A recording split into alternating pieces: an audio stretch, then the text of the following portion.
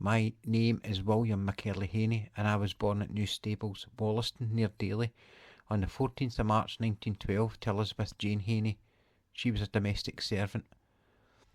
After leaving school, I enlisted in the Royal Scots Fusiliers, and I was a Fusilier in the 2nd Battalion, and I was stationed at Redford Barracks in Edinburgh. I met a lovely girl, Georgina. She came from Edinburgh, and she was a waitress in a local restaurant. We dated for a while, and then I heard we were being deployed to France as part of the expeditionary force, and decided to get married before I went away. I made her my wife on the 14th of August 1939 in Edinburgh. There wasn't much time to celebrate, as I was recalled to barracks and a few days later war was declared. Our battalion joined with the Seaforth Highlanders and the Northampton Regiment to form part of the 17th Brigade. We were assigned to the 5th Infantry Division. In October, we were sent to France to join the British Expeditionary Force. We were involved in the Battle of Arras on the 21st of May 1940. Now that was terrifying. The noise was horrendous, and we were afraid to get too friendly with anyone, just because we could die at any second. The shells were going off all around us, and he didn't have time to stop and think. We were all living on our wits, trying to figure out our next move just to stay alive.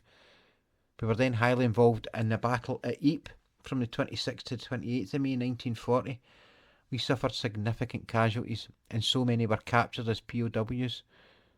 There were only 40 of us that made it back to Dunkirk to be evacuated back to England. We arrived on the 1st of June. When we arrived back, our battalion was severely depleted. We needed to recruit, and it was expected that we'd be staying put for a long time. Some were saying like 2 years. I'd served since I was leaving the school, and I couldn't bear the thought of this, so I enlisted with the Cameronians, and I was given the service number 3128316. I was an ace shot, and they were famous for their rifle shooting successes, so I knew I'd get on fine. I spent a little time at home, and then I was told I was going to India to join the rest of the 1st Battalion. Most of them had been in India from before the war started. We were based at Trimulgary and mobilised on the 11th of February 1942. Moved on to Madras and then sailed for Burma on the 14th of February. We arrived in Rangoon, and a week later moved on to Mingladon Barracks. Little did we know I would spend the rest of the war in the Far East. We faced many battles and challenges during these operations, which resulted in heavy casualties due to combat, disease, and the harsh conditions of jungle warfare. We later participated in the famous Chindit operations in 1944, led by General Wingate. We also fought in the battles of Kohima, Mandalay, and Irrawaddy River. We were all exhausted, malnourished, and suffering from one disease or another. The joys of being in a tropical environment. It was brutal, but the Japanese just didn't stop. They seemed to be constantly bombarding us, on top of what they had, the monsoon floods, and we were all placed on half rations because of this, if things weren't bad enough. On the 8th of May 1945, the Allies accepted the unconditional surrender of Germany. Apparently there were celebrations across the world. Well, everywhere apart from the Far East. We still had a war to win, and I couldn't see that happening any time soon. The British forces finally took Rangoon.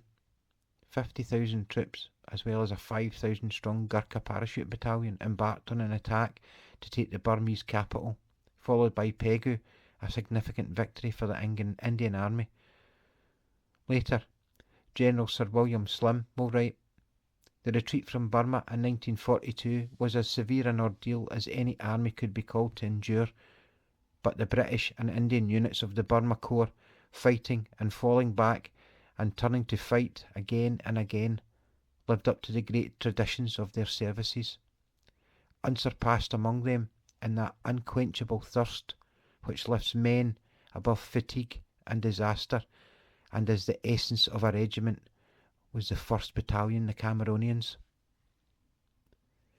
Battered, exhausted, hungry, reduced by casualties to a fraction of their strength, they never lost their fighting spirit or their indomitable cheerfulness.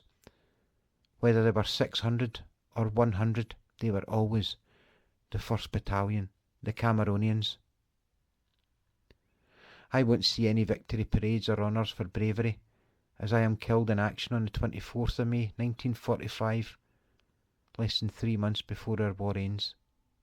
Life can be so very cruel. I am initially buried at Miktila War Cemetery. I am then exhumed and reinterred at Tokian War Cemetery in Burma.